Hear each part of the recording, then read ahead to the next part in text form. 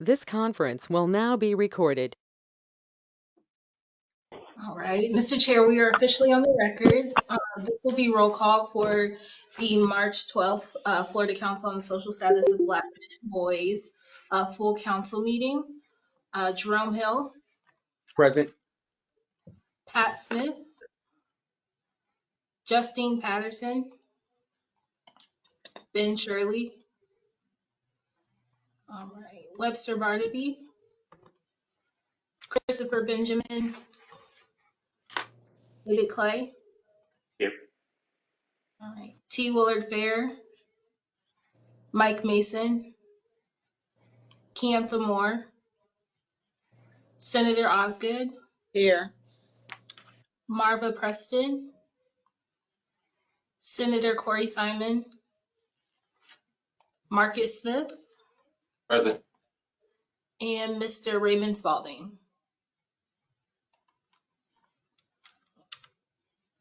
All right, Mr. Chair, that concludes roll call. Thank you, Sydney. And today, unlike other meetings that we have virtually, we have the announcement of 4 new council members onto the council. And we're very, very, very, very excited about that.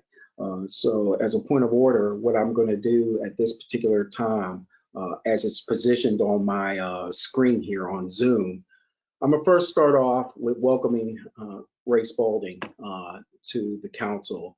Welcome, sir.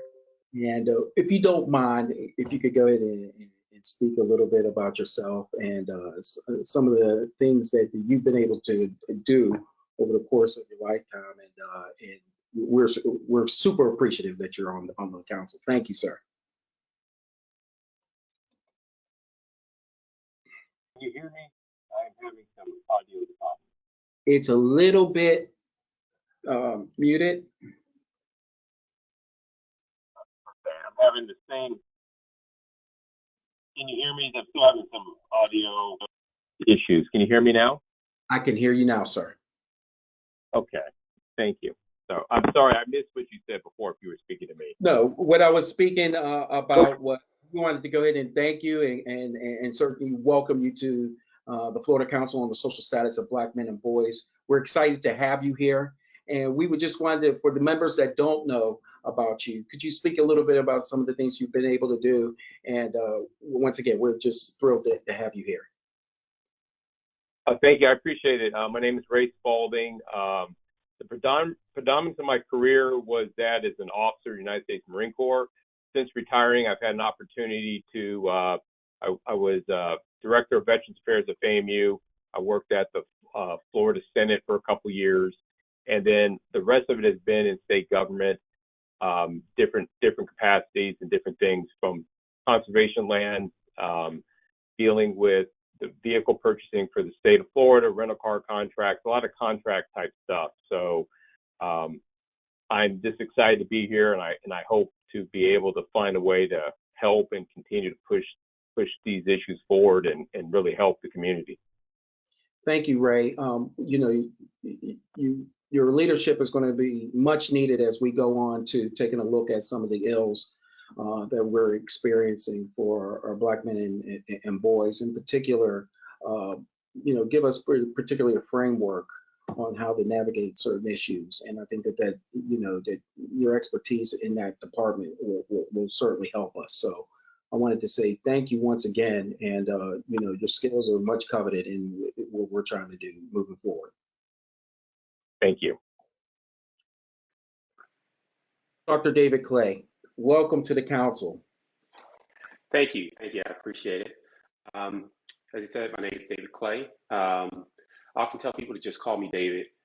You don't have to, preface it with doctor. It's completely unnecessary.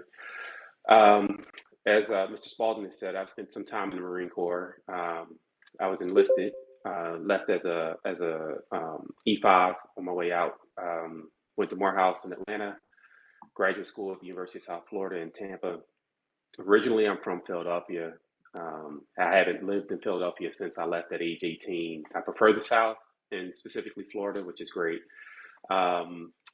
Most of my work has been in North Florida. I worked at the Florida State Hospital for a number of years as first as a postdoctoral intern, and then as a psychologist for a while. And now I am doing some consultations for Social Security disability determinations. I've been doing that for over a decade now. My community service centers around activities with my fraternity. I'm a member of Alpha Phi Alpha fraternity, and we do a lot of community service in the in the Gaston County area where I live, which centers on mentoring, you know, food giveaways, scholarships, things along those lines. So that's about where things are for me. Thank you, David, and welcome. Actually, you're going to play a pivotal role in some of the things that we're trying to achieve for the next 3 years, and we're going to outline those. And we'll certainly need your skill set also to help us go and really try to map out with some of the methodologies that we have in place. This being a research outfit. And that could help us in a great deal. So we'll be speaking about those in short order in a little bit. Okay. Next, I want to go ahead and thank and welcome Senator Osgood. So Senator Osgood has a great sterling reputation getting things done. She's passionate about what she does. We're happy to have her on the council. I got to see that firsthand. And so I just want to say congratulations and thank you, Senator Osgood, and certainly for the other members that don't know much about you, if you could. Thank you, Mr. Hill. And first, I want to say that I'm honored that Senate President Kathleen Pasadomo would make this appointment and appoint me to this council. I'm a native of Broward County, have my professional training, both a master's and doctorate in public administration, and then a master's of divinity from New Orleans ATS accredited seminary. 34 years ago, I lived homeless on the streets battling with addiction. I am the mother of a Black daughter and two Black sons. I spent 9.5 years on the school board. I believe my life mission is to make the world a better place for children, particularly Black children. And I'm unapologetic about that no matter what circle that I am in. I believe that the Black man and his well being is the catalyst and framework to healthy Black communities, along with partnerships with Black women. So I'm glad to be here.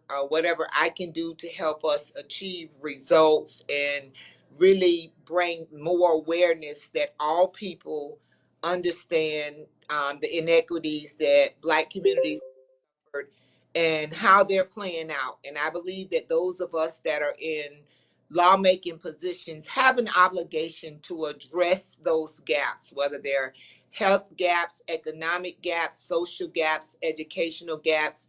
But it is our responsibility to make sure that our children have what they need. I live by a simple acronym: change. Children have a need to grow every day.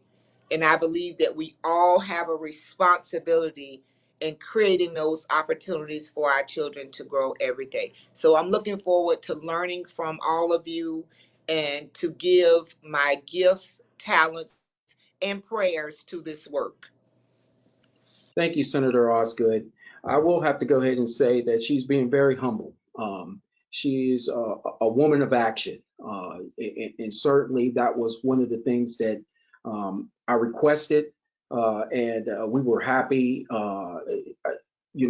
I almost had to pinch myself when I found out that Senator Osgood would be on our council.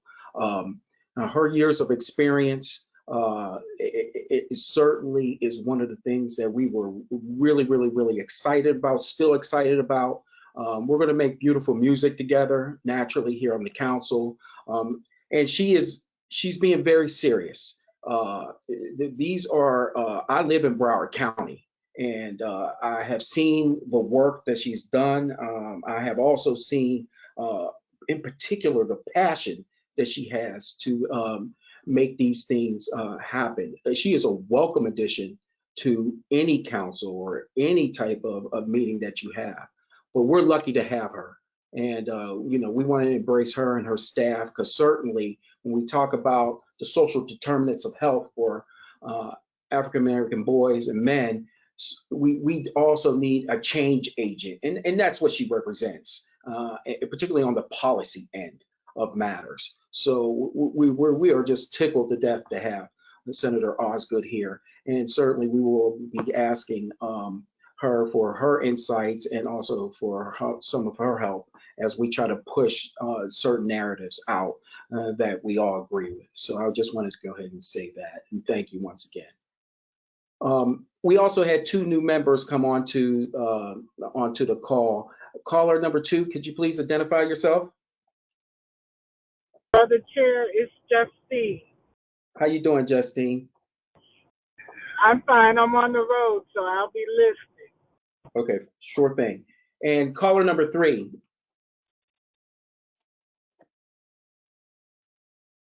I think that's me. I had to go to the phone call so I could hear and speak.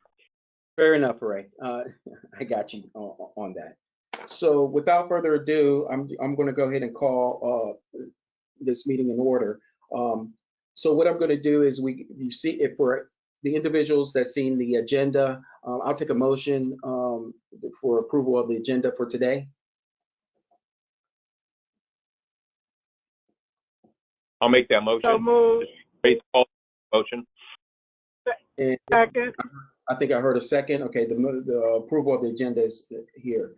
So I want to get into the old business, and just to give you, particularly for the new members onto the council.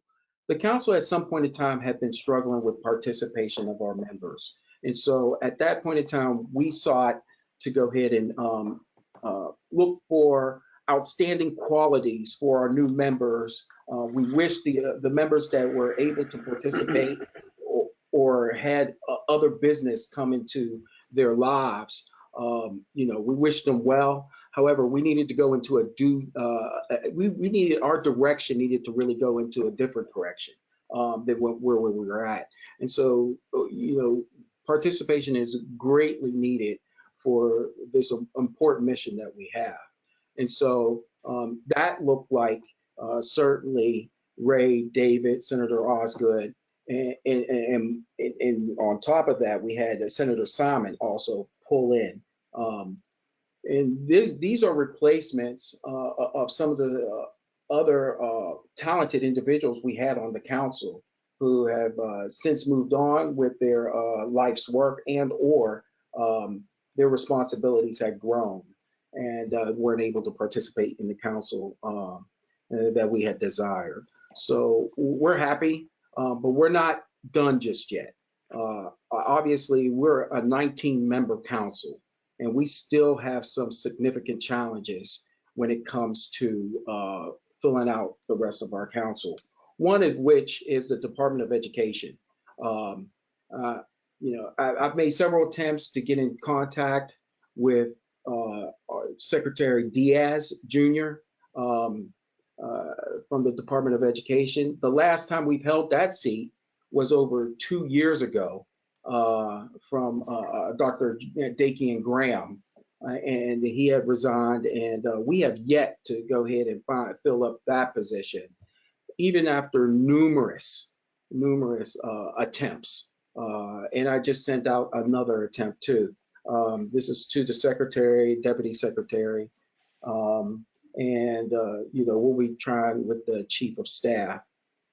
Senator Osgood, this is where I'm going to call on you. My voice is only but so strong on the council. However, I understand that I want to go ahead and leverage the weight of our members and the skill sets and the talents that they have. Is it possible that any one of your staff could reach out to the Department of Education and see under state statute if they can send a representative and a delegate to our meetings? Certainly, I'll take that. I'll work with Senator Simon to do that. Senator Simon probably has a little more cake icing with Mr. Diaz than I do. But Sure. I will get that on with Senator Simon, and we can address that collectively. That'll be great. And the reason why I picked on you on that end of it because of Broward and Dade and its proximity, and I'm sure you know of Mr. Diaz's work down here in South Florida. So that'd be great if you could do that. That could really help out the council, and I appreciate you taking on that role. So that was one of the issues. Now, naturally, part of this is the governor's office has two appointments. The Senate president has two appointments. The Speaker of the House has two appointments, and so does the office of the Attorney General. We're closer and closer to our desired statutory requirements for 19 members on the board. Some of the members who aren't here have been excused. They had told us before these meetings that they would not be here. For the new members, that's all we need. If you could contact either Sydney, myself, or even Terrell, who's the executive director of the council, any one of us can take that anytime if you see that you won't be able to attend a meeting. And we're okay with the fact that if you can't and you have a delegate that you want to come aboard to take notes so they can go ahead and give that to you. And certainly we're going to give you many minute meetings. But of course, you may want to go ahead and do that. And we encourage that also. So as we go on, that's been where we've been trying to go ahead and fill up those positions. So reappointments have been what we've been doing. However, for each and every one of us who are on this call right now, we decided each and every year we're tasked statutorily to give an annual report. The annual report is designed for the research that we've done that year, and then we give recommendations to all the stakeholders in Florida. That's to the governor's office, to the office of the attorney general, to our state legislators, and to all community activists in the state. And these recommendations that we give out lays out a framework of what we feel is best practice to uplift individuals naturally to lift up the social status of Black men and boys. So we're very excited to go ahead and present those recommendations. However, over about 2 years ago, in fact, I have him on the line right now, T. Willard Fair, he presented to the council how we need to be a little bit situationally more aware of policy-driven matters. And so the council started doing a fundamental change at that point in time. And part of that was to go ahead and move into that direction. So as we stood right there, we constituted, we were happy enough to, we were only working with a $74,000 budget for years. That's totally unacceptable. It provided no type of help to the council. We didn't even have full-time staff. And as I'm a representative of state government, and for all the members who are part of state government, particularly our agencies and our departments, our full-time job, as you know, since 2005, we're required to do more with less, and we've been doing that. Well, what that does is the resources that and the energies we would put into the council, they really started shrinking. And so participation started shrinking, the media started moving away from us. And we didn't, the way the council was being run was, it would come in at very slow, it was very slow, methodical, drip, drip, drip, in trying to achieve some of the things we wanted to put out there. So we had to fundamentally change that. Part of that was to go ahead, and it happened finally for us a couple years ago, where we were able to get funding of $350,000 to go ahead and realize some of the things we needed to do. However, we quickly found out that with the $350,000, we went and was able to go ahead and get an executive director full-time, a research coordinator full-time, and also a research assistant full-time. With that $350,000, and with the Office of the Attorney General telling us that also with the administrative assistant that they provided for us, we would have to absorb their salaries now. So we quickly saw $350,000 where we could go ahead and put towards initiatives and for research was now being absorbed by salaries. That put us back almost to square one again. And we have tried for quite some time to go ahead and adjust that. Even though it's a recurring budget, we understand that for the road that we want to go ahead and drive on and for the goals that we're trying to achieve and drive to, we're going to need to go ahead and get additional monies and fundings. We're looking into such funding resources of raising money on our own, and we're going to speak a little bit about that, all the way to the fact that looking at grant writers to go ahead and help us reach out to and to submit in for proposals to the National Institutes of Health and so on and so forth. So we have those things planned on top of that. However, I say all that to say that this year's annual report, we came to the conclusion that we wanted to go ahead and take a look, particularly after and essentially after the pandemic, what it looks like with mental wellness for Black men and boys. And we wanted to take a look at the gamut of what are some of the conditions that exist now, what's affecting them, and what are some of the best practice in moving forward to go ahead and alleviate some of those issues. We quickly came to a decision after we were taking a look at some of the preliminary work and asking some practitioners to come in to speak to us about what that would look like. And so, David, this will go down your avenue in expertise. We saw that it was very voluminous in nature. We quickly realized a 1 year research project, even less than 1 year's research project would be insufficient.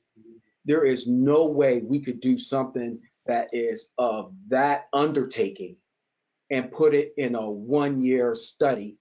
And it's actually less than a year if you think about it. So we now had to reimagine as a research outfit. If we're not going to do a 1 year study, we're looking at a multi-year study. And if we're going to go down that road, then what we're going to need is obviously more money. We're going to go ahead and run it much like research institutes would run their research projects or even their studies. So I was lucky to work with the National Institutes of Health many years ago to take a look at otitis media, which is ear disease and its relationships to socioeconomic backgrounds and so on and so forth. And that was a 7-year study, which we eventually branched out to an 11-year study. As a research assistant, that's where my role was at. We're lucky enough to have a research coordinator who has done this type of stuff before. And so today, we're going to get a little bit of insight on what it takes to do a research study with the idea for the very first time for the council. And I've looked at other periodicals, and I don't know if another research group that's associated with that's state mandated would try to go ahead and have its paper published and peer reviewed in that sense. And that's the aim that we're going at. So without further ado, I want to go ahead and introduce Yada Kane. Yada Kane is our research coordinator, been with the council for many years. She's very well adapted, also was an adjunct professor at Florida A&M. So I want to go ahead and introduce Yada, and she's going to go ahead and put out a PowerPoint presentation of what it will take to create this comprehensive study. Thank you, Yada. Thank you, Mr. Chair. Good afternoon, council members. I am extremely honored to have the opportunity to speak with you all today about the council's current research topic, which is mental wellness. You may see me interchangeably use mental health. However, the subject matter experts have informed us that we are actually referring to mental wellness. But more specifically, we want to look at a comprehensive approach, like Chairman Hill said, to addressing the mental wellness of our Black males here in Florida. So after several meetings with these subject matter experts, we realized that mental wellness was an issue that was so complex and, you would say, deeply rooted in societal, cultural, and environmental factors. And 1 year just would not be sufficient enough time for us to really comprehensively explore these multifaceted issues that we'll be looking at. So today, by uncovering a 3-year study, we can take a more in-depth look at this particular subject matter. So today, what I'd like to do is just to advocate for a comprehensive multi-year study on mental wellness and to really explain to you why a longer-term approach is going to be necessary for us to have a better understanding and to have more effective outcomes in the future. Now, as you may know, the council came into fruition in 2006, and the Florida statute 16.615, we're very familiar with, gives the council a statutory mandate to research the conditions negatively affecting Black males here in Florida and to propose measures, recommendations, and introduce laws for legislative action. So really, the author's intent here was to improve the lives of Black males here in our state, utilizing research as a medium for change. And what I'd like to do is to just show you our current research structure, and then we're going to look at a standard research structure. So while we're extremely excited, last year was very monumental for the council because we were able to move from, as the chair said, one full-time position, we had an administrative assistant, and a part-time position, which was a management analyst, to 3 positions. So we currently have 3 staff positions, which is we have the executive director, and he oversees and manages the work of the council. The research coordinator, who conducts the research or coordinates it on behalf of the council and presents the findings in our annual report that is due on December the 15th annually. And we have our administrative/research assistant, who provides both administrative and research assistance to the council. So we're a very small team, but the way our current model flows is the council annually selects a topic for us to examine, generally during the first meeting of the year, either I believe in January or March. And then it's our job as staff to conduct research on that particular subject, package it into an annual report with recommendations, evidence-based recommendations, and then we present that by December the 15th to the legislature, the governor's office, and other key stakeholders. Now, under this particular model, if you know anything about the council, we've really come a very long way. And last year was our first year having these 3 positions, and we were able to accomplish 3 major things. The first thing, we were able to conduct our first original piece of research. We used a sample size of 12 subjects. The subjects participated in a focus group centered around college experiences of HBCU and PWI attendees. Secondly, we utilized our original research, and we were able to develop a visual research project entitled The College Experience Unplugged, Real Stories, Real Insights, and we were able to collaborate with Jameen Delma Studios to make that happen. And lastly, the council received national recognition for our 2023 annual report by the Commission on the Status of Black Men and Boys. So although we did make great strides, I just want to show you what a standard research structure looks like. And forgive me if I bore you on this, but I do feel like it is necessary when we talk about our resources and why we need to move forward in this manner. So we can see that these are quite a few positions that a general research team consists of. These are generally the key positions. We have the principal investigator, who is the PI. This person is going to be the one that's ultimately responsible for the design, the implementation, and basically overseeing the project itself. And they may be the lead on publications. In some instances, if there is not a grant writer, they may be the ones that secure funding, and they manage the research team and make sure that we're following ethical and, of course, methodological standards. Now, the co-investigator or a research associate would be the person who works closely with the PI, and they're going to be responsible a lot of times for specific parts of the research project. So they may contribute also to like the data collection, analysis, and they also may help interpret the data. But they just generally work very closely, and a lot of times this individual may have a certain specialized expertise, especially if there are no subject matter experts related to the project. We have the research coordinator or the project manager. This person oversees the day-to-day operations of the research project.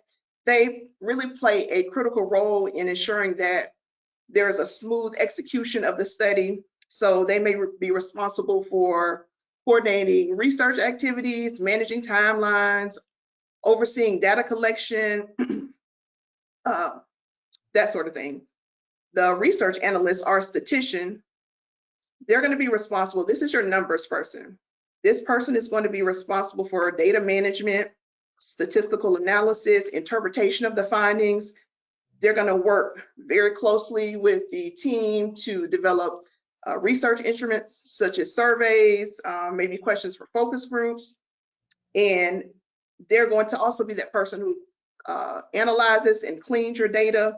And they're very essential because this is the person that makes sure that your study is valid. So they're going to be very important. All of these particular positions are important. The next one, research assistants. This particular position could do pretty much anything related to the project. They are assisting, providing support. They could be involved in maybe participant recruitment, data collection, doing literature reviews, administrative tasks, or anything that's related to the research project, data entry, and subject matter experts. Now, depending on the nature of your project, the subject matter experts are going to be brought in because, of course, they have that specialized knowledge that others wouldn't ordinarily have, and they're extremely vital. For example, if we were doing a project, which we are, and we're looking at interviewing Black males, well, it would be the subject matter experts that would know that it's probably going to be better to have someone who is also a male interview them if you are looking into sensitive topics that will make the participant feel more comfortable. And so they're going to know those types of things as well as other things. So we're talking your clinicians, your educators, your mental health experts, whoever can provide that valuable insight and guidance to the research team. And then you have your administrative support. This person is going to provide administrative support for the entire research staff. So now moving on, we can look at research. Research can be typed in several different ways, but for the purposes of today, we're just going to talk about two categories, quantitative and qualitative. Now, quantitative, the best way to differentiate is quantitative, you're dealing with numbers. Qualitative, you're dealing with non-numerical data. So quantitative, it has its benefits. Both of them have things things that may not necessarily cause them to work as well, depending on the type of research that you may be conducting. But with quantitative data, it really helps you produce that objective data, very straightforward.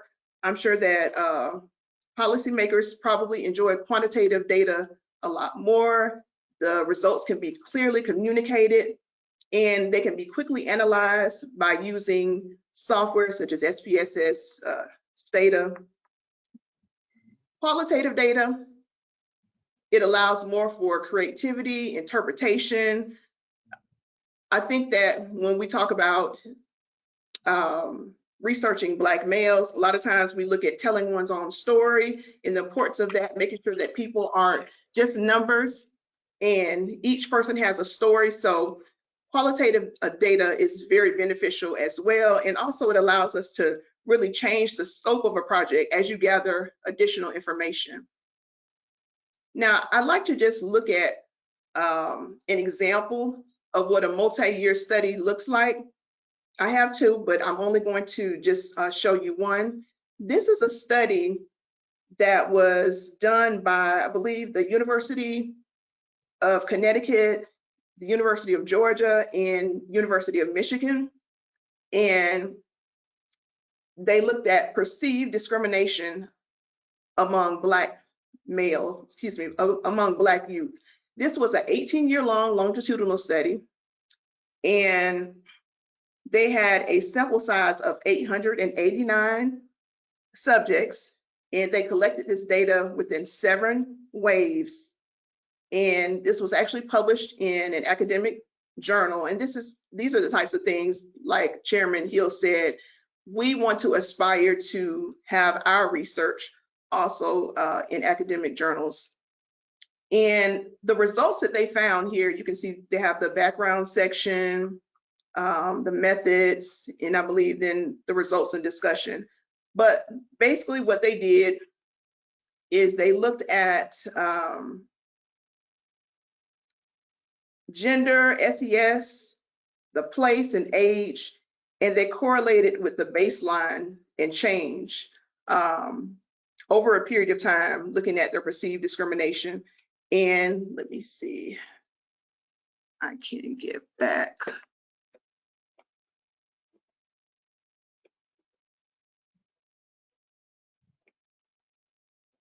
Excuse me, give me 1 second, please.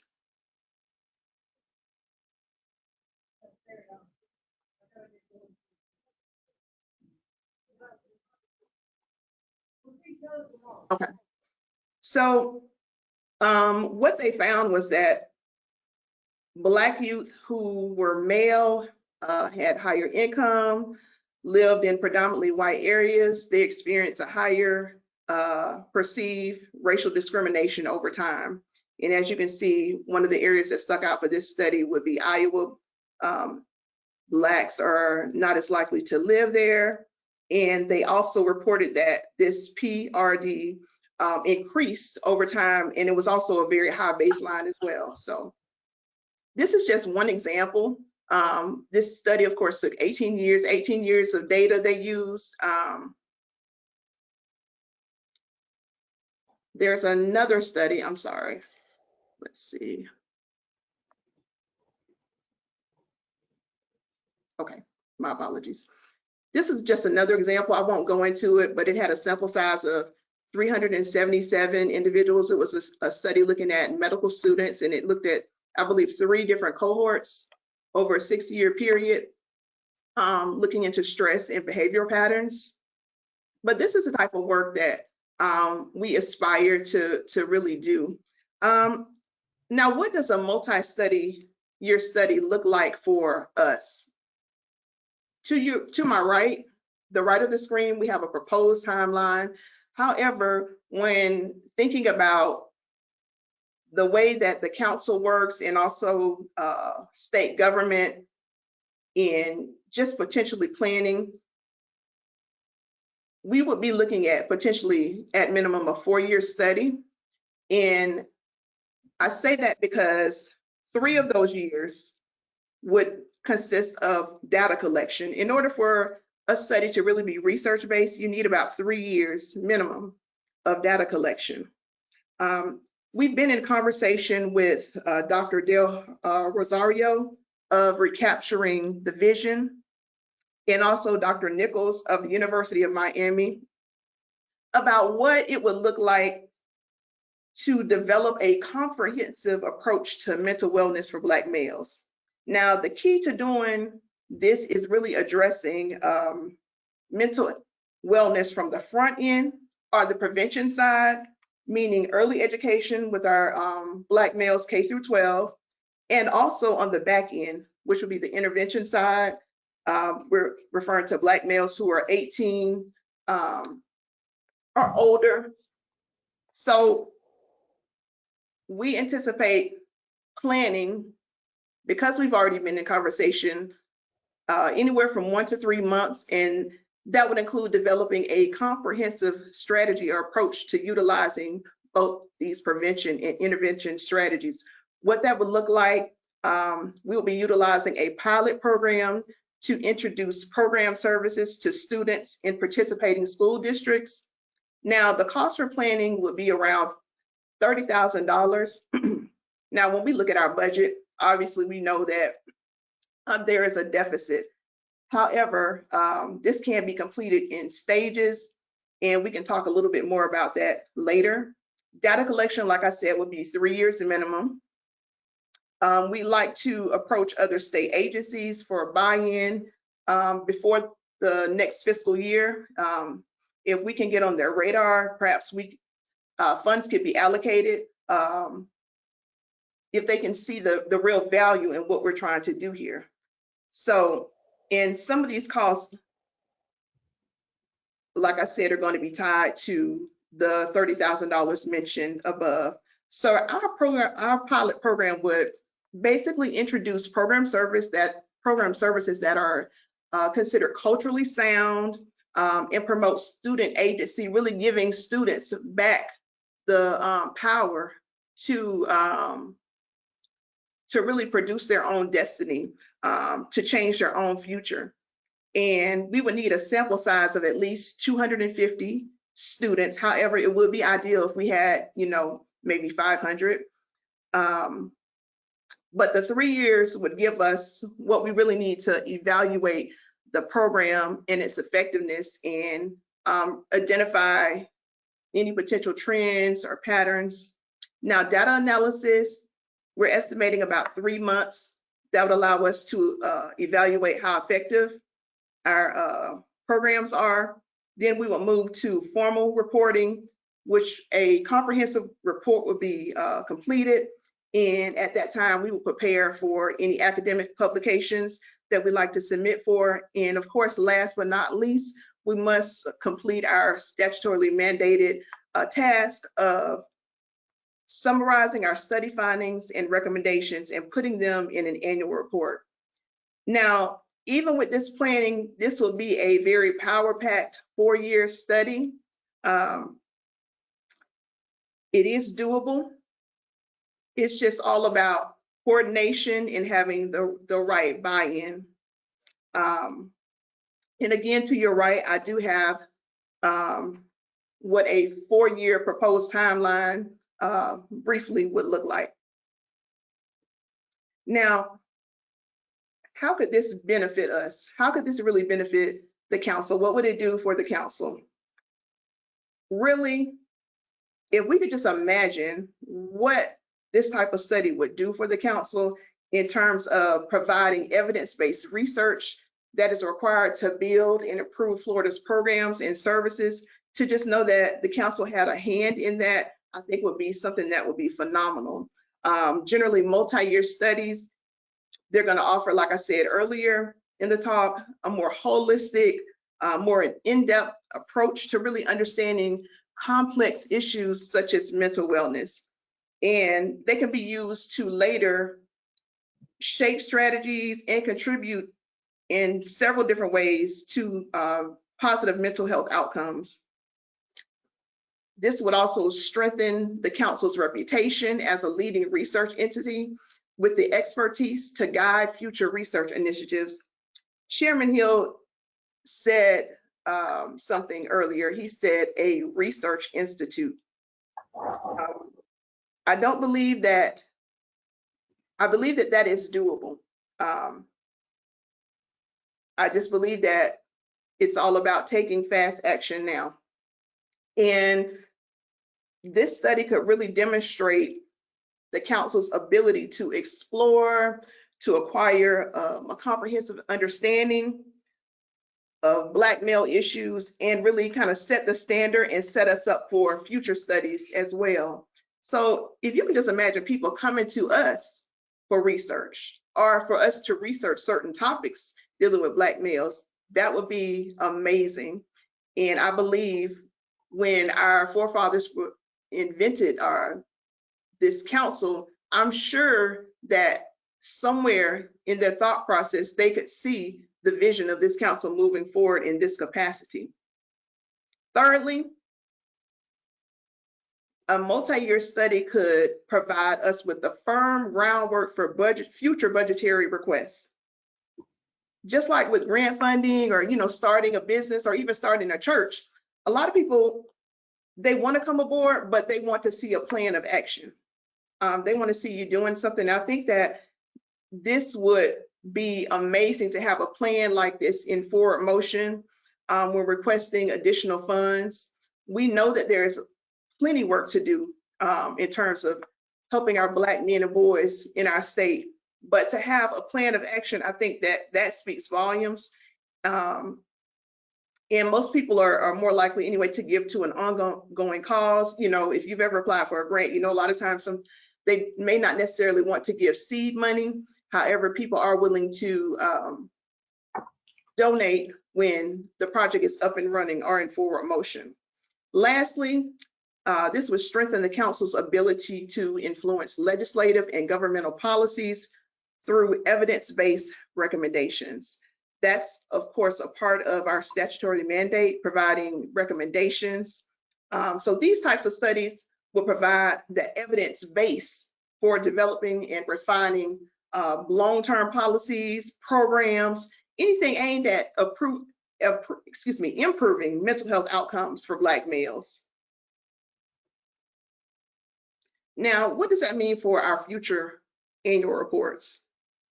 So we propose that in taking on this multi-year study, our future annual reports will consist of reporting yearly reviews of the council events, such as meetings, the scholarship progress with our scholarship and other initiatives that we may be taking on. If we are presenting at a conference on the council's reports, we will include those types of updates in the report. Also, updates on the multi-year research project will be included. Also, subject matter information gained through literature reviews, partnerships, and other studies. Right now, we are in partnership with an institution, and we are trying to step outside of the box in terms of utilizing resources around us. So we're really excited about that. Evidence-based recommendations in order with the current study. So we will make sure that our recommendations continue to be evidence-based, in line with mental health, in line with what we're doing, looking at policies or initiatives that we see that can be improved based on the information that we're gathering and the work that we're doing. And last but not least, I think this is extremely important, a 5-year strategic plan. Many times people are unaware of what we actually do, what the council actually does. And the ED and I, Mr. Nelson and I were discussing this, and we will be working on a strategic plan that's going to allow us to really outline who we are, our objectives, and also our long-term goals. So what's next? What will be the next plausible steps for us? Of course, in order to move forward with this discussion, we would need, of course, the council's approval.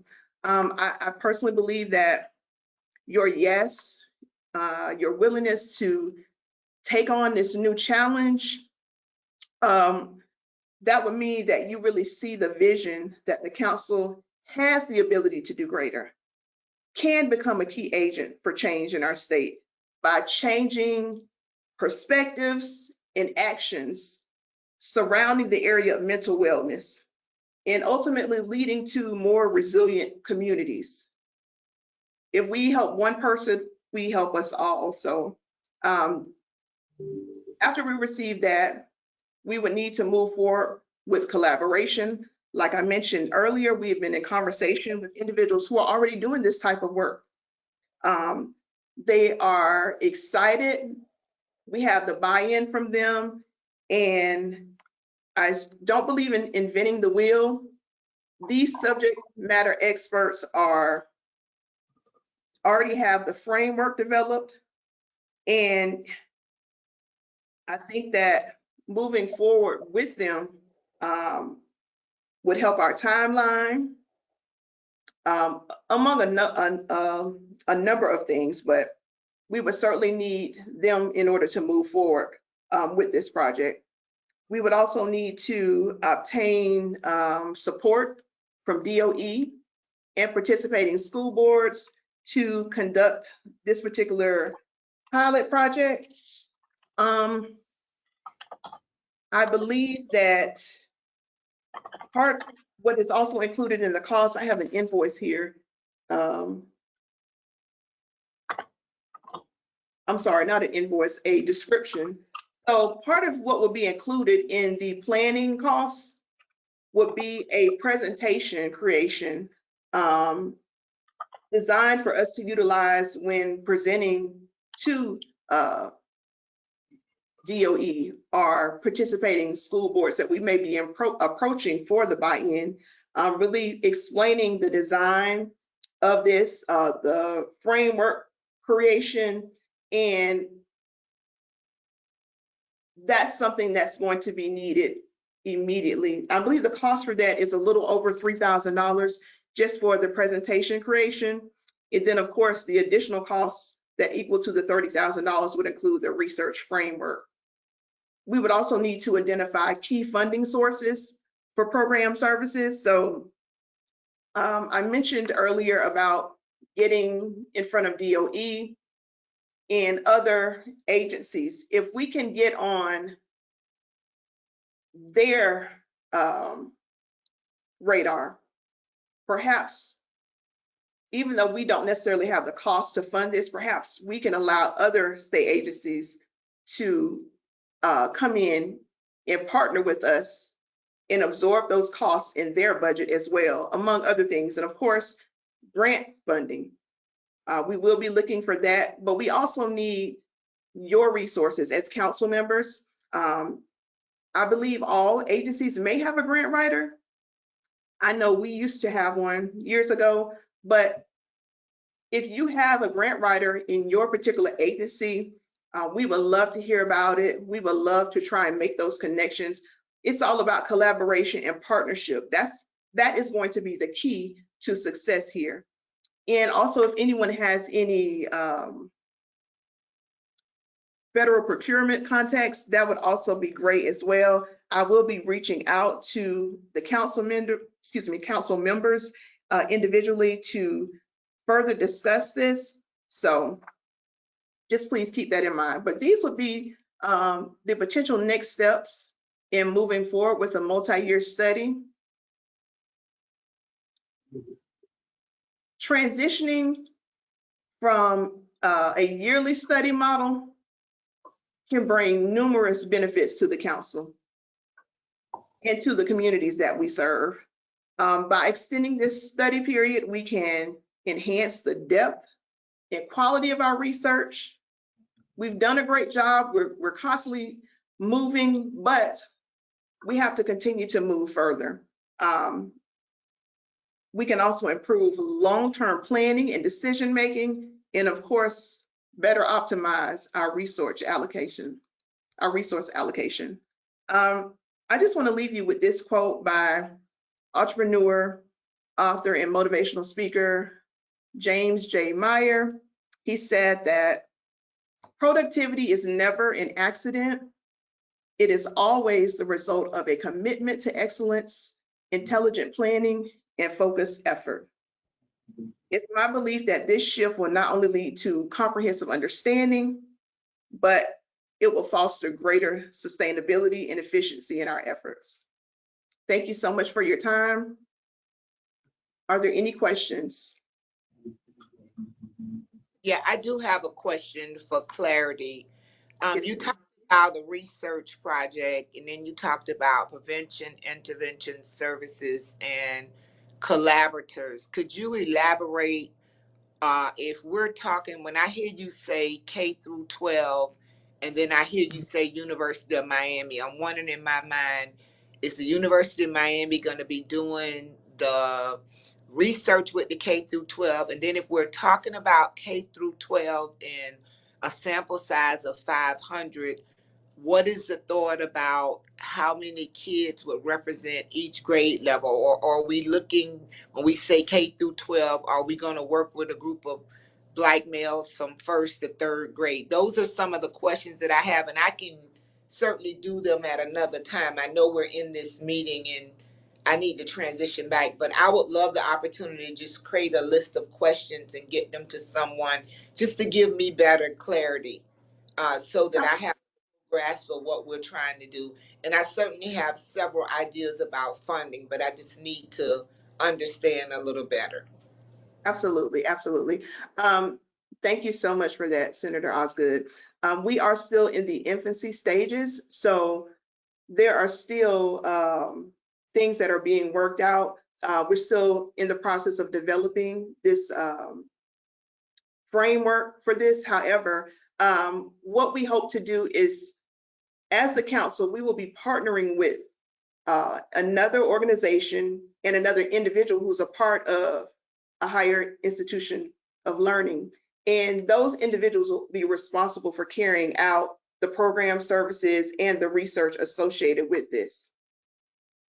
Okay, and you said they were at University of Miami, and where else? And also, there is an organization called Recapturing the Vision. They conduct research such as this when it comes to Black males, Black marriages, that sort of thing. So these are things that they're already doing. They already have some of this data.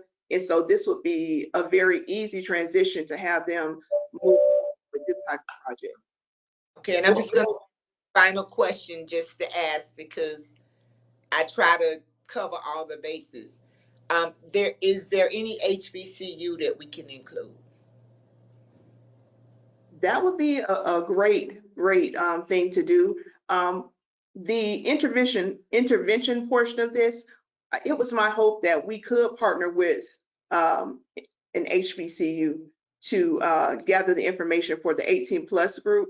Like I said, though, we're still in the talking phase in the framework, but I certainly will keep that at the forefront of my mind, because that would give us a great sample. Yeah, a couple of HBCUs, one in particular, um, has made some requests and gotten support from the state because they're trying to get their maybe R3 designation. I get the research numbers mixed up, but they're trying to move to that next level so that they become a research-based HBCU that would then entitle them for additional federal funding. So if we could do that, then now we're supporting HBCUs to get research designation. That takes us to a whole nother level. But I would love to talk to you more offline so I can Yes, ma'am. understand better and have better clarity. Yes, ma'am. I'll reach out to your office on tomorrow and set up an appointment.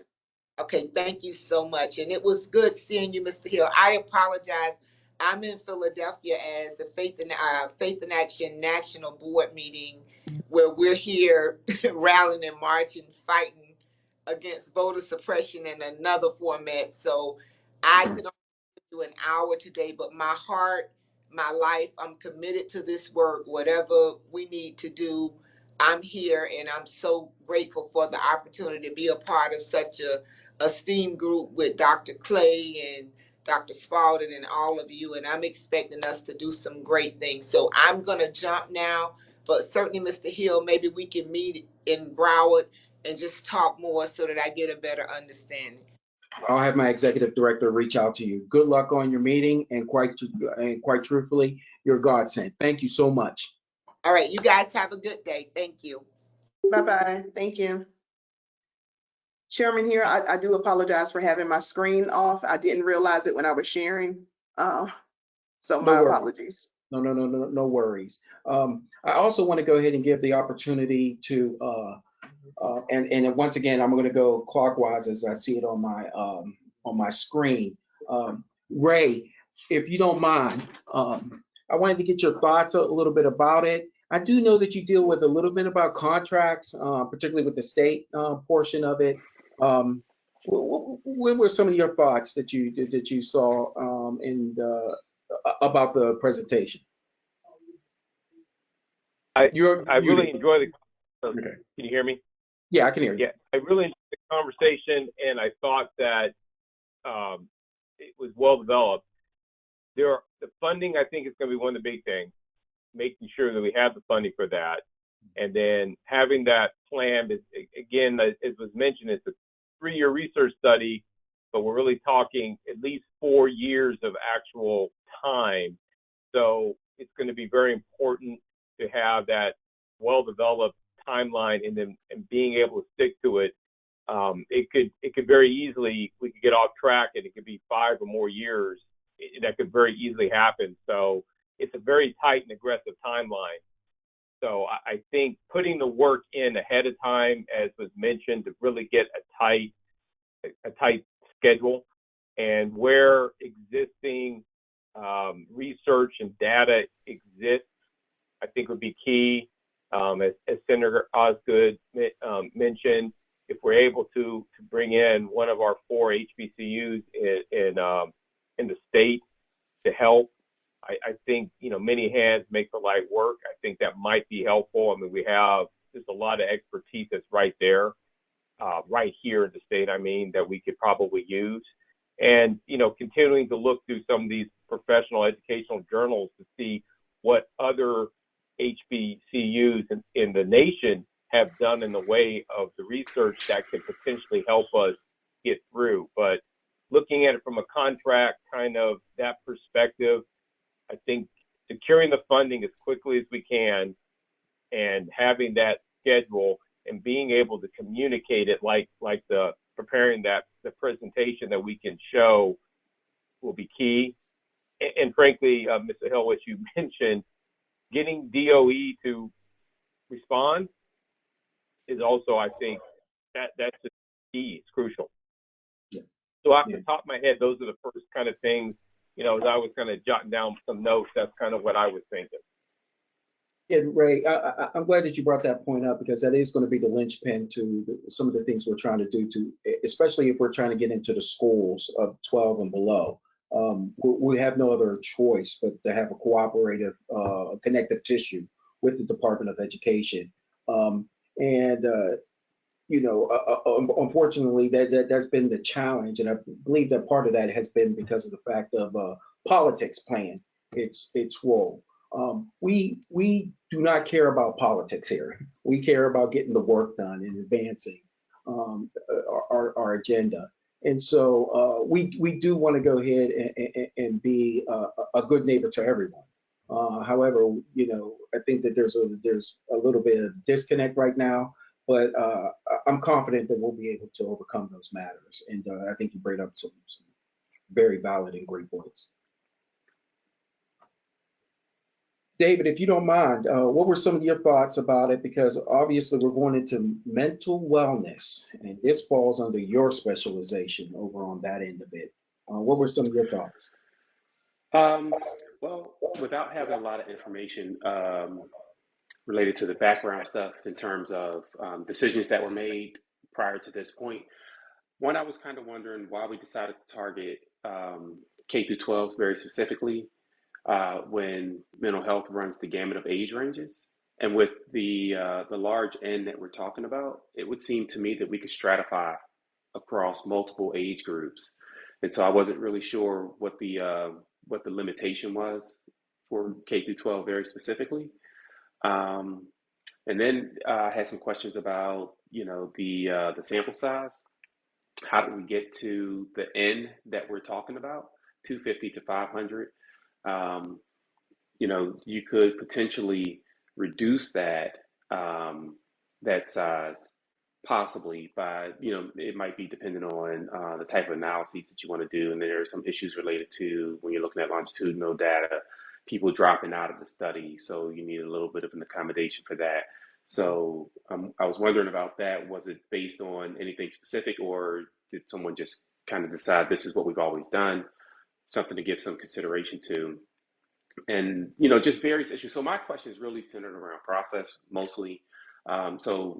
Without having any ideas about what kinds of questions are going to be asked or whether or not we're developing surveys from scratch, I don't have any ideas about the plan. So mostly it's centered along those lines. And then, I was kind of wondering, with such a long study, I would think that we would want to try to target multiple areas of focus. So yeah, we do want to hit the mental health data, but then, we kind of want to try to connect that to other variables that might interact with each other outside of mental health specific stuff. So it could be, just as a random example without having thought of it and it's off the cuff, access to nutrition associated with academic outcomes, right? That wouldn't be the focus, but we could collect that information because we're doing this long-term research project, right? So if you're going to, spend this much time with people,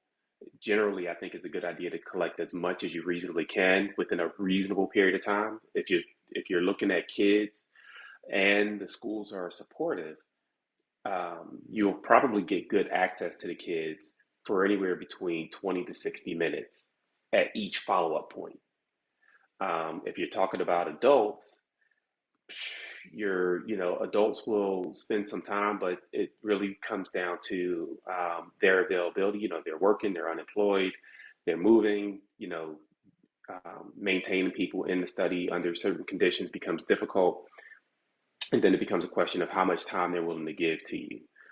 You can mitigate some of this with a little bit of prep on the front side, but again, these are things that have to be flushed out in the process, right? Your methodology becomes the point. But in any event, those were my initial thoughts, just with no exposure to anything that you guys have gotten to at this point. And then the last thing I would say is what I heard in the presentation was that some of the focus for the council is to sort of become an area of expertise for research on African American males. And so if that's the objective, then I was wondering if there's been any consideration to giving thought to various lines of research that you could be working on simultaneously. Because if you want to, become, the data point where people come and get information from you, or they want to seek you out for your expertise on how to, touch bases with this particular group, then you're gonna, as a council, we would need to do a lot of research, and it may be to Ms. Kane's point from earlier, it may be beneficial for us to partner with people who are already engaged in research and would be willing to come on as, so if we're going to try to publish, they would come on as additional researchers. So you could think about the Florida Mental Health Institute, for example. That might be one organization that we could partner with, or any of these major universities, and very specifically in HBCU like FAMU. If they've got students who are willing to help do the work, we can get them as volunteers. We don't have to pay them. That'll cut down on how much money we need in terms of data collection, because they're going to get this as a benefit for their graduate school applications. There's going to be a lot of them. And even if we don't get them from, let's say FAMU, there are plenty of HBCUs that are feeding kids into graduate programs who need this experience. And very specifically, if they're going to get into a PhD program, they need this kind of work. So I think we've got a lot a lot of options, and maybe we can cut down on that $30,000 that it's going to cost us. So, David, my initial impressions. I mean, that's and y'all may be a little bit more humble about matters. Some of the same points that you brought up, Yada has looked at. And, we are working currently with Professor Jessica Lumpkin of Florida A&M. And we are actually, for the very first time in the council's history, and we don't know of any other council that has done this in the past, we have now a curriculum in this higher state of institution here that is actually on the precipice of asking about us and introducing these type of matters for graduate program students and so on and so forth, so we can incorporate that in there.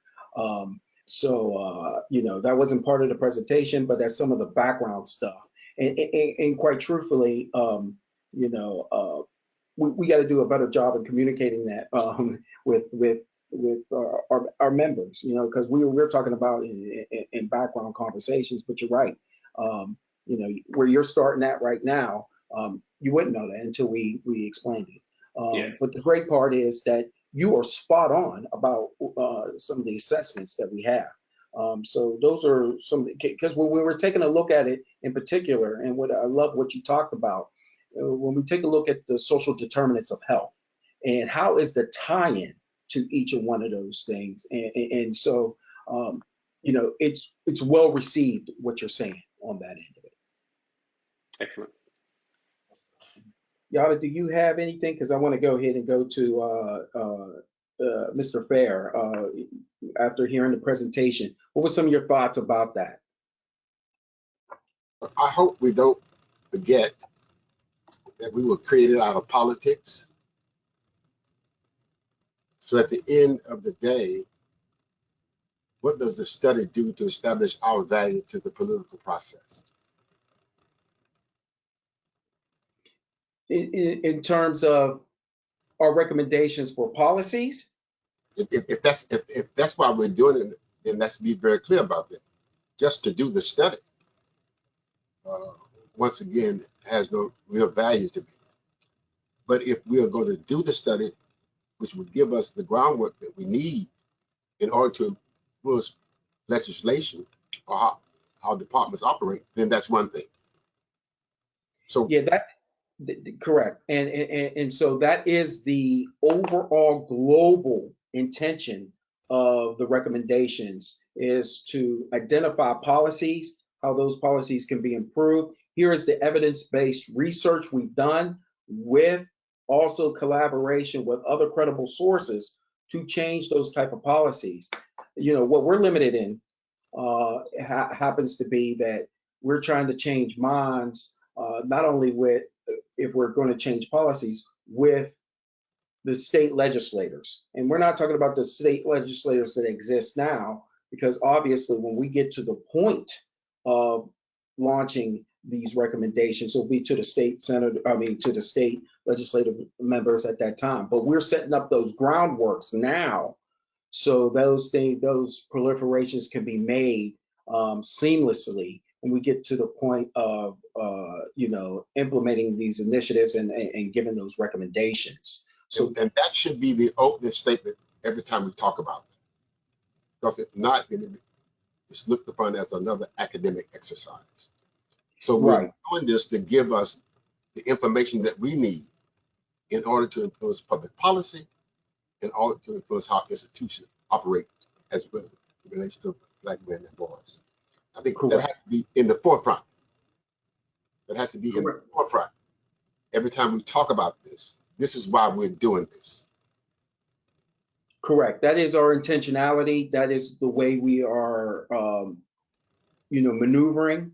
And that is exactly when we're speaking to our legislative members and to all community activists and advocates, that This is not just to do an exercise to go ahead and publish a paper Okay. in hopes of change. It's Okay. attached to legislative members who are going to go ahead and push those Okay. recommendations on our behalf. Every time we talk about it, every time we talk about it, that's got to be upfront. Okay. Does anybody else have any thoughts? Marcus, Justine?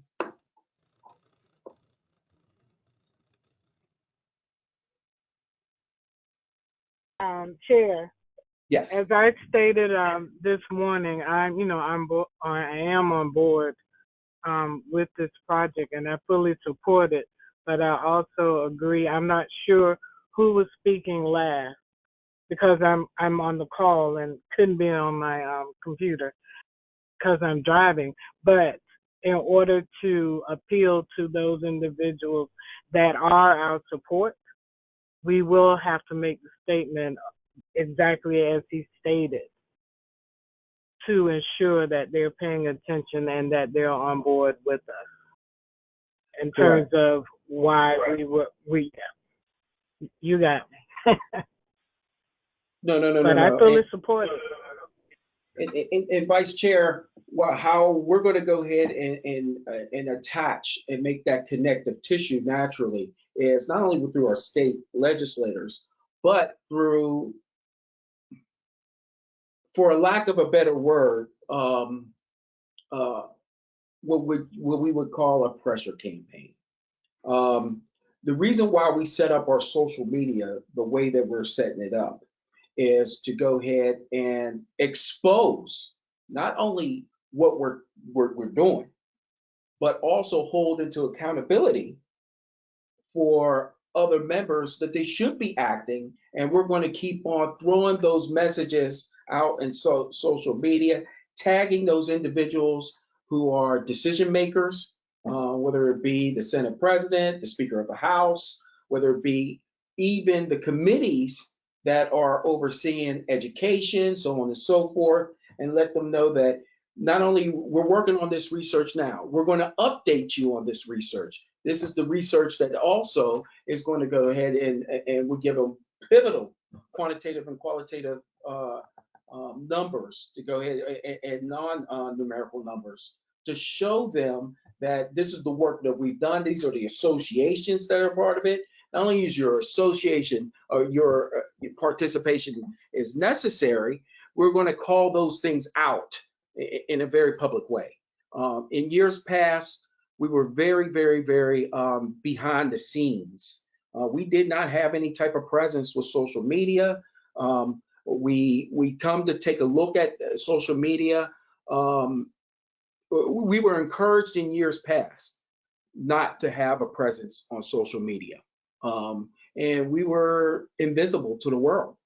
And so now we've created those. We've created a YouTube channel, a LinkedIn channel, X, Facebook, Instagram. We will create others. TikTok. We will create others. Well, if it doesn't get kicked out by the federal government, but those are the manners and those are the avenues. If we can't be in front of you, we certainly can go ahead and bring this attention to you, and we will tag you, we will put you in front, and we will go ahead and ask each and every time, what do you feel? Is there anything that you would like to add to this initiative, this training, and be present at and hold press conferences, press releases.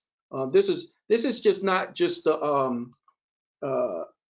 we're going to do the work silently from behind.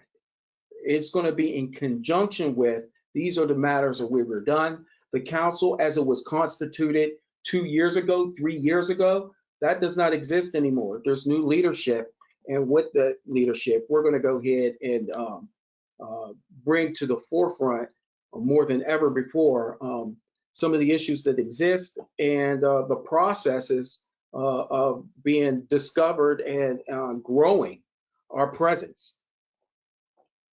But we was created by politics. Correct. okay? And therefore, we survive based on politics. So if we're getting ready to make some drastic changes, we better make sure that we have the right players in place to support what we're doing. Mhm. Yeah, we were created by politics. However, the only important part to note is we were also put in our place because of politics. And what I mean by that is this. The individuals that you see on this call right now are, some of them are very new, but have no illusions with how it was constituted in 2005. There was a whole bunch of tension that was centered onto the Florida Council. Since then, that's waned. And why was that? Part of it was our funding source. Our funding source was abysmal. If you can just imagine, we started off with a robust funding source, and then it disappeared all the way to about $74,000. And I mean, we probably had that budget for well over a decade. That doesn't produce much in terms of getting initiatives off the ground. And it wasn't until there was a change in leadership, and also the previous leadership we had didn't know much about state government as it was, and how to go ahead and speak to government officials to get certain things done. And it required a little bit of understanding what state government is, and that's where we switched out with new leadership, and to also explain, and quite truthfully, the overtures that were made to the council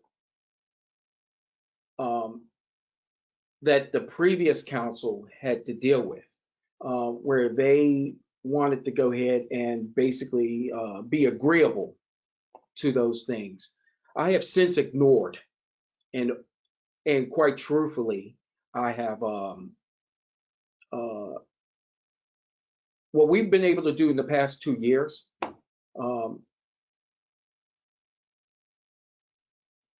How can I say this? I want to frame this very carefully.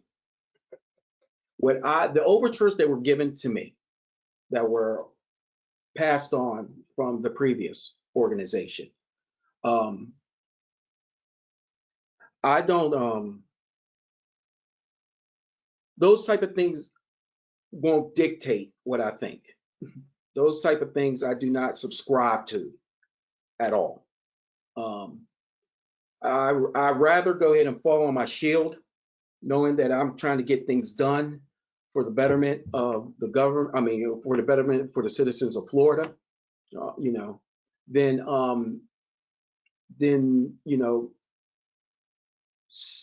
certain issues that were brought up to me in regards to, let's take, for example, social media we were talking about. The administration did not want us to use that at all to get any of our message out. They framed it in such a way of, it could be dangerous. It could be the administration, because of that, has none of their departments using social media.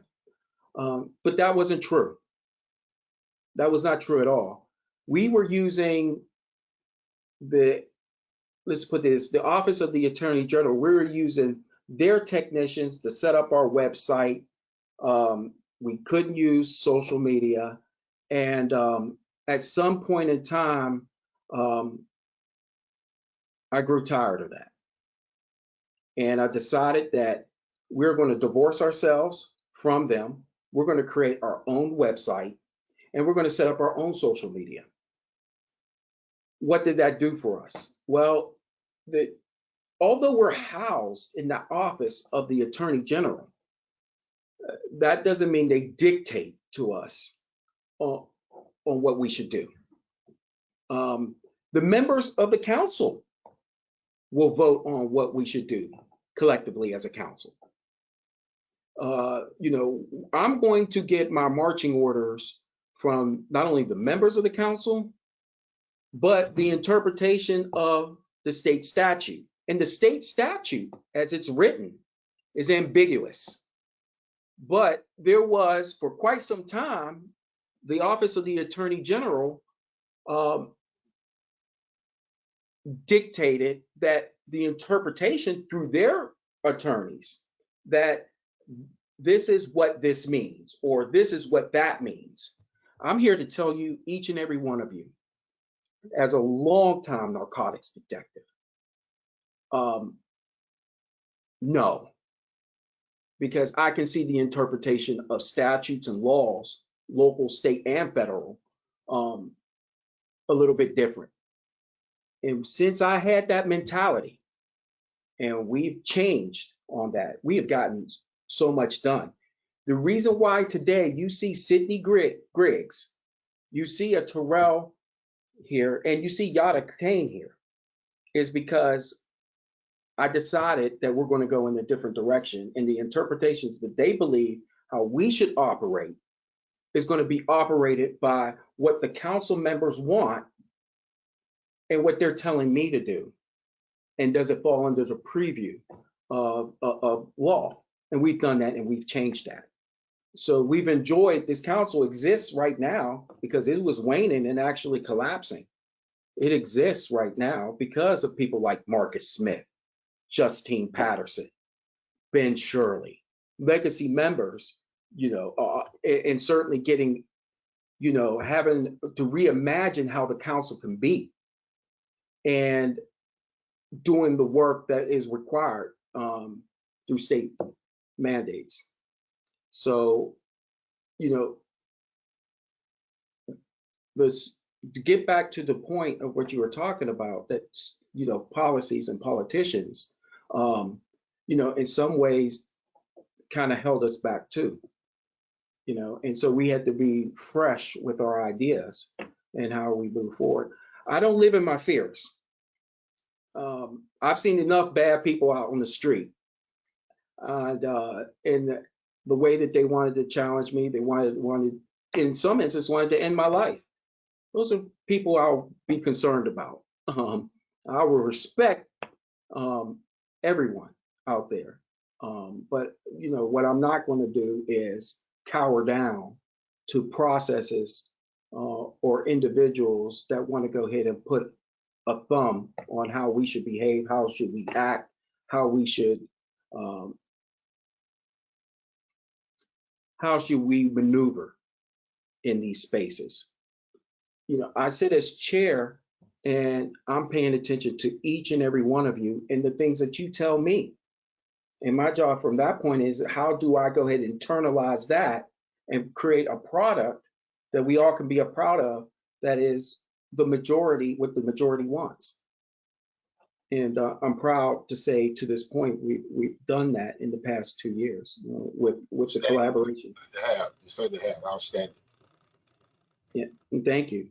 And it's a warrior-like mentality, and Mr. Fair, quite truthfully, you embody that, and quite truthfully, I'm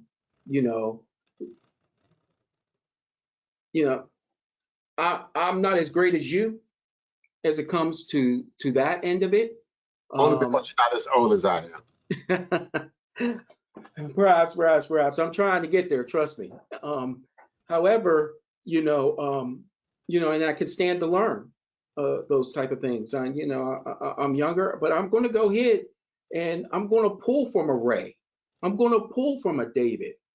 I'm going to go ahead and pull from Rosalind and Chris, because me by myself, as far as I can see, I'm a collection of each and every one of you and your thoughts and your ideas. Each one of you carry a particular strength that makes us as a whole indomitable. And that's what I'm trying to coalesce.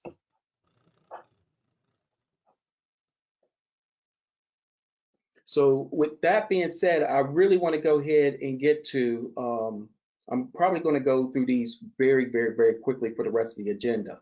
The council's budget update, just to go ahead, I'm going to paraphrase a little bit of this, but it will be put into the meeting minutes. We have approximately, I would say, for this fiscal year, I want to say about $60,000 left. What we've done is we've taken a look at the OPS position, and we determined how much that person's salary was going to go ahead and fit from now into March until July. And then what we did is those monies we reallocated to other expenses and to contracted services. So what we've been able to do was we had to go ahead and our website developer, we had about $360 that we needed to pay them. We paid them on that end of it. We still have a healthy amount given the fact that we have approximately 4 months left in this fiscal year. And so we positioned ourselves well for emergencies and certainly to get other contractor services that we'll need to start beginning this process. The social media aspect of this, I do want to go ahead and talk to you about that. We have, as of right now, Jumis Delming, who was able to help us with the HBCU project. And with that being said, he did do a scope of service of what it would take to go ahead and assist us with the, of course, assist us with the social media aspects of it. So not having the information readily in front of me, what that'll look like is about 3 videos a month, 3 or 4 postings a week, if I'm thinking about that correctly, but don't hold me to it. We'll have that type of literature when we send it to you for the meeting minutes. I want to go on to other matters here. And if everybody, excuse me, Sydney, if you don't mind, could you put onto the screen our website, and then I'm going to direct you so the members of the council can take a look at what we've been able to do. And I want to bring a point up.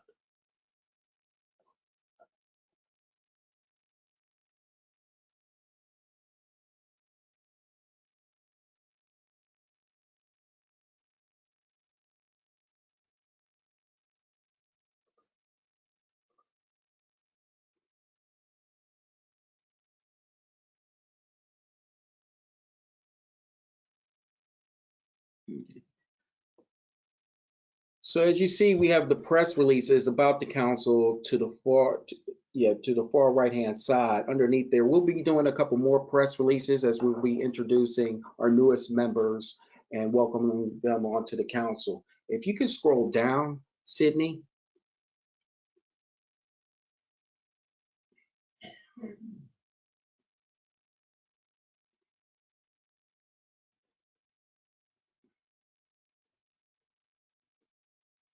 Who's that handsome guy on there? So here we're going to, we could stop right there. The scholarship program. This is the Eddy Regnier scholarship program, and I do want to go ahead and bring a feature to that. If we can go onto that page where it says learn more.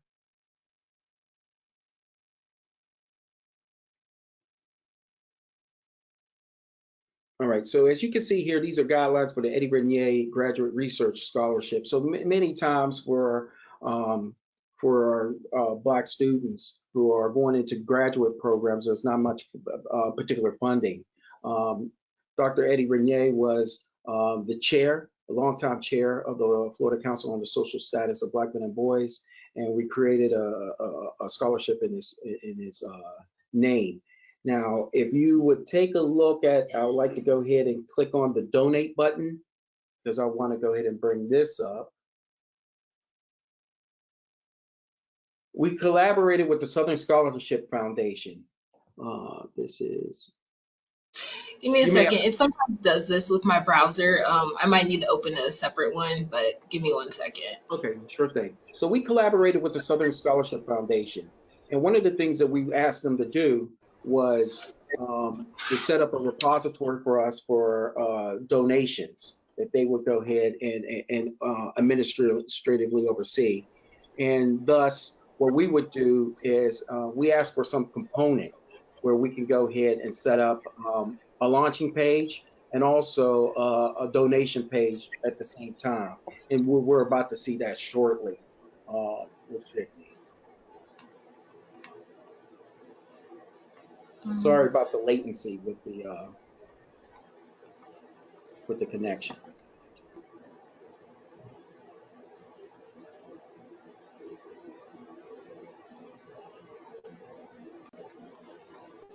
Let me stop sharing. Give me 1 second. I'll pop it back up. That's fine. So this is the part trying to help our Florida graduates. You know, this is something that was dear to Eddy Regnier 2 years ago. I asked him shortly after he stepped down that we were interested in doing that in his name. And he was very excited about that. It's been slow going in trying to set that up, but we certainly have started that. And what we're trying to do now is what Terrell is going to go ahead and do in particular is he's going to do some fundraising in that aspect with the local businesses, with a press kit and so on and so forth. And so we hope to raise within the year $100,000 for the Scholarship Foundation. And with that being said, I spoke with Dr. Regnier about a month ago, and he's very interested to go ahead and donate to the scholarship fund. In addition, to go ahead and have it set up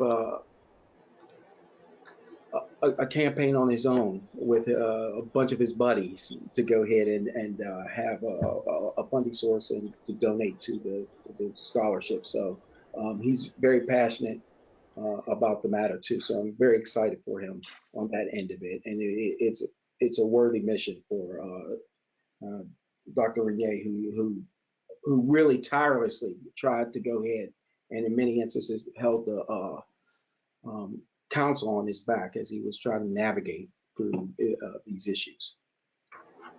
I have a quick question about that. I'm just wondering, are you setting it up as an endowment? That wasn't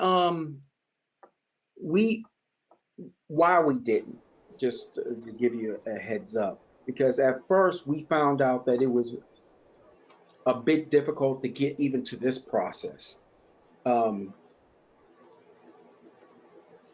Do we desire to do that? Yes, we do desire to do that. That's where. But as it stands right now, we wanted to launch something quickly and see how that would play out. In particular, naturally, you can only have applicants if you have the resources to do that, and so that's where we're in the beginning steps of. David, if that makes any sense.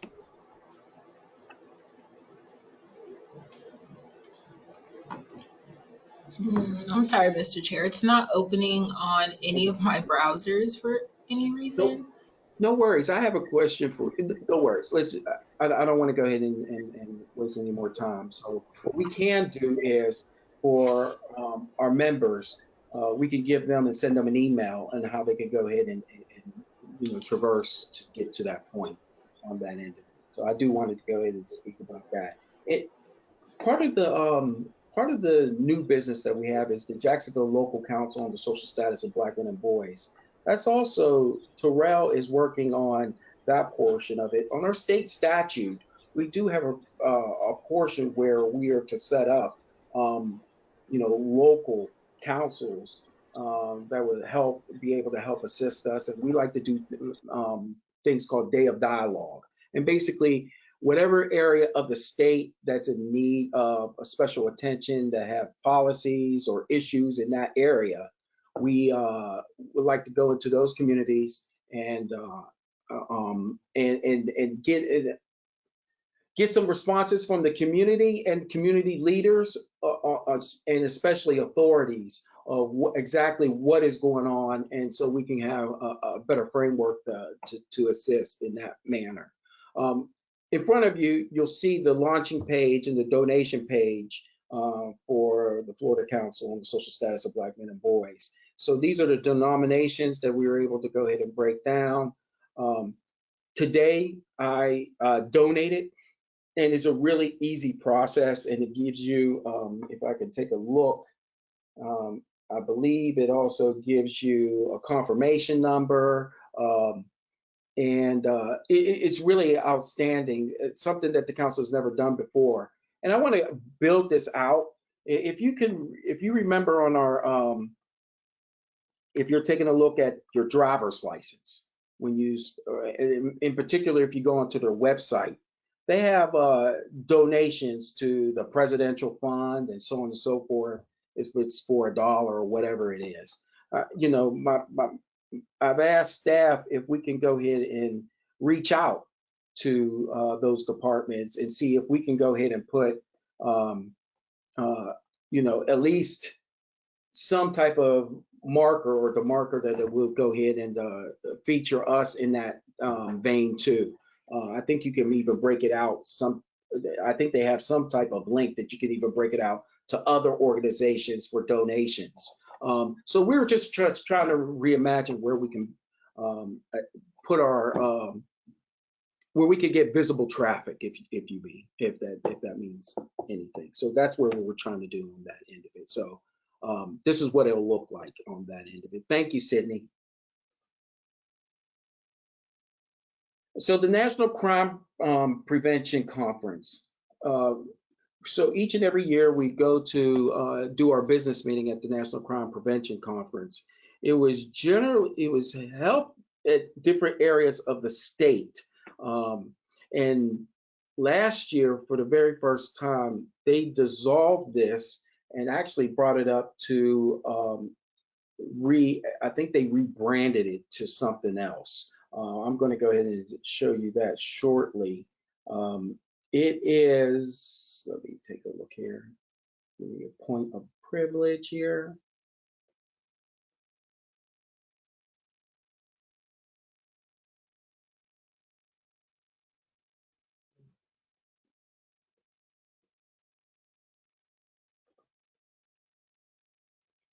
So General Moody has changed this from the National Crime Prevention to, let's see here.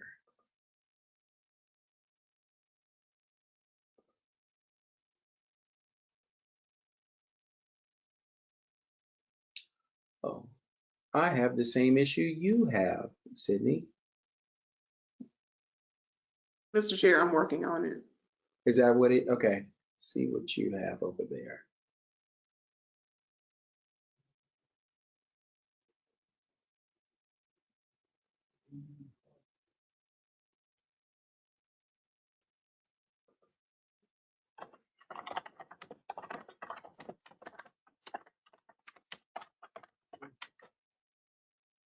Yeah, Yada, that's what it looks like.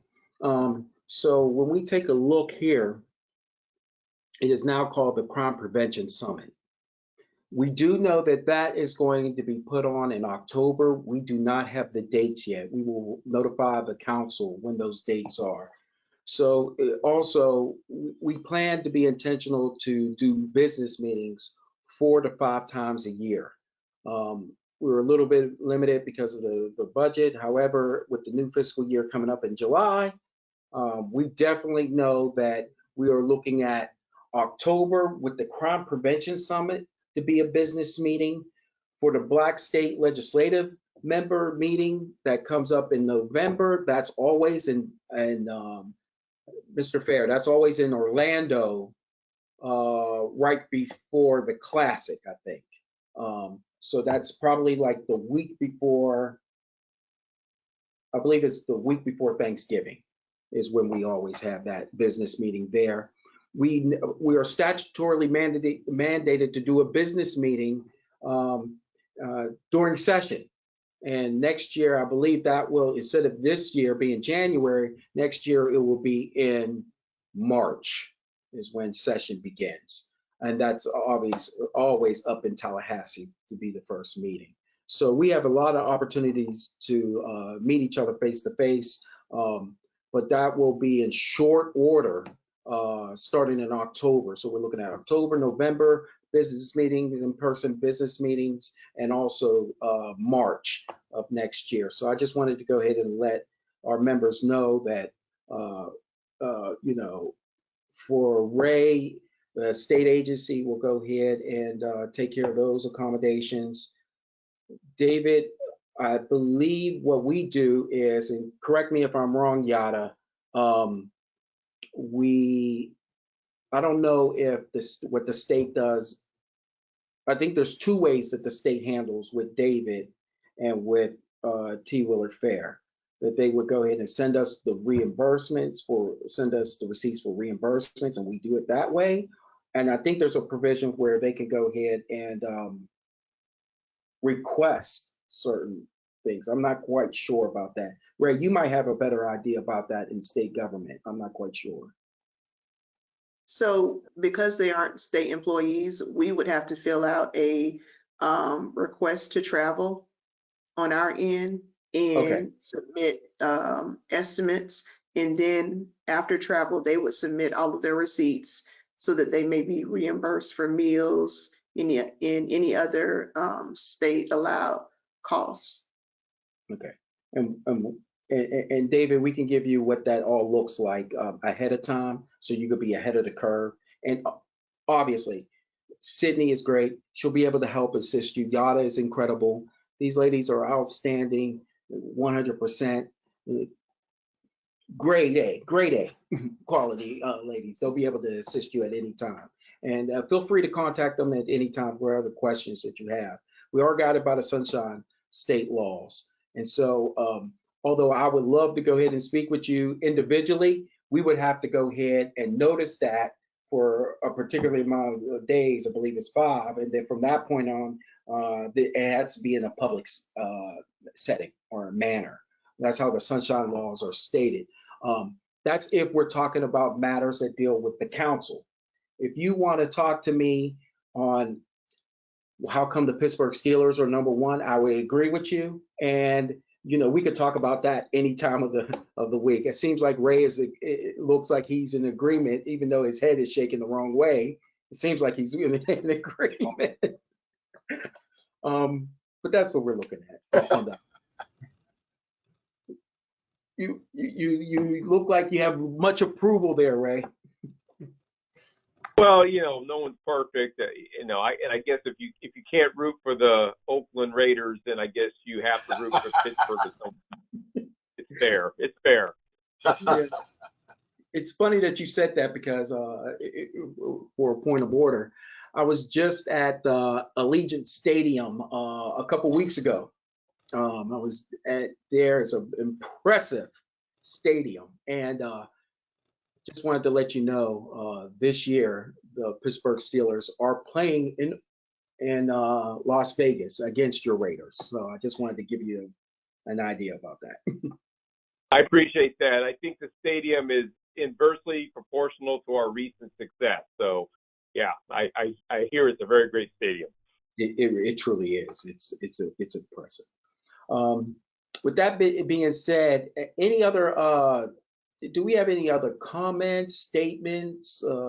Anybody want to go ahead and bring something new into the discussion? Sydney, do you have anything? I'm sorry, David, go ahead.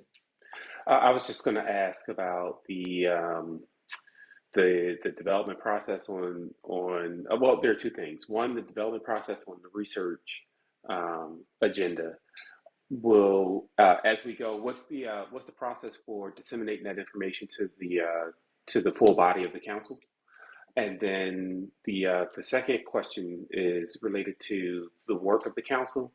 Do we have subcommittees? Are you expecting the council members to be full-on participants in development of various various things that we're doing. So like the research, for example, I'm trying to figure out what the particulars are on how the council works and what I can expect my role to be, and so on and so forth.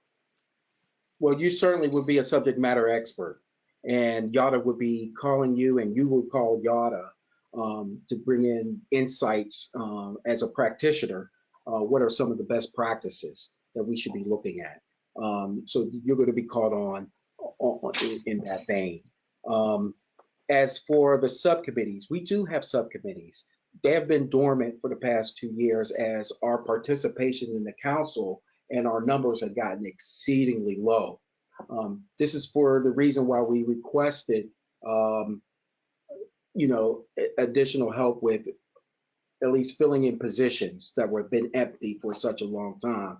And thus you're there and obviously Ray and certainly Senator Osgood and Senator Simon. So we're in the process of ramping up those numbers again. So individuals who have those particular expertise, like family health and stability,